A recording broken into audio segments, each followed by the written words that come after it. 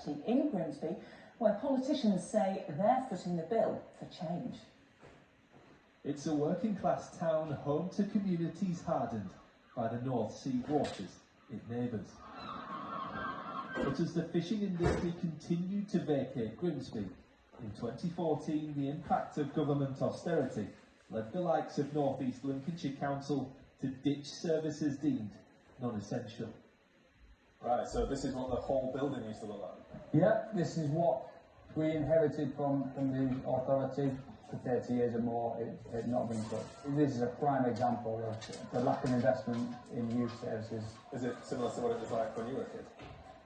Pretty much, yeah. I remember it just being like this, so obviously it was a little bit newer then.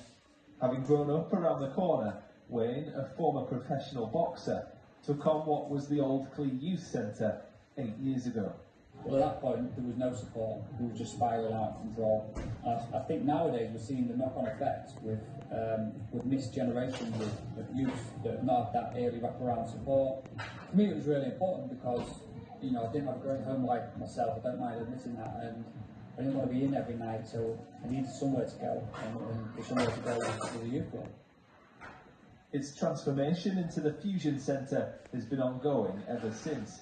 It now hosts activities for anyone aged 4 and above in spaces including a DJ room, top-class gym and 2 boxing rings, as its volunteers slowly try to rebuild the support that was so quickly taken away. The last 15 years, all we've seen is the rise of stuff like county lines, which I'm pretty sure places like this could have prevented, not all of it, but a good lot of it, if they had a safe place to go. When we're out on the streets, at the mercy of anybody, I think it's a massive opportunity to change things for the good. But we need to keep at it. We can't give up on it and cut it because we'll lose another generation. Can we really afford to do that? Key to that is creating a space where kids feel safe to drop in. Fusion's free youth club now runs 4 nights a week, offering young people from different schools the chance to come together and have fun. What, like 33 kids in tonight? 33 kids that aren't in around somewhere, 33 kids that aren't getting involved. We're coming here every week just to see their friends. It's just watching stuff like that means so much to me. Sometimes it's just opening the door on a rainy night and you just got to chat to someone, and that's what we're here for. Like, for the young ones to play football, play whatever games they want, all the ones it is more just for a chat. What do you like about coming to Fusion? Like, when I'm bored at home, I get to come here with my friends and just play and only walk around, talk to some of the people that I know. I get to play on my phone a lot. Do you think it's important that more kids have places like this to go to? Yes. What? So they can have fun and just have the time of their life. Yeah, just stay in range. You're moving around with your partner. Yeah. And soon Wayne will be able to offer guidance to more young people in and out of the ring. A £1.4 million grant from the Government's Youth Investment Fund, a scheme that's also benefiting several other local charities, will secure and expand the building. You've been given this funding. Is that the answer, or does more need to be done, do you think?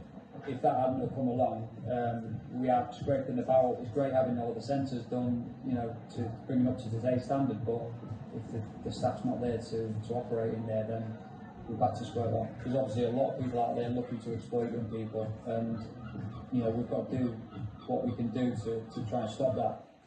So as the hard work in guiding the next generation here continues, sustaining and growing support long term remains the challenge.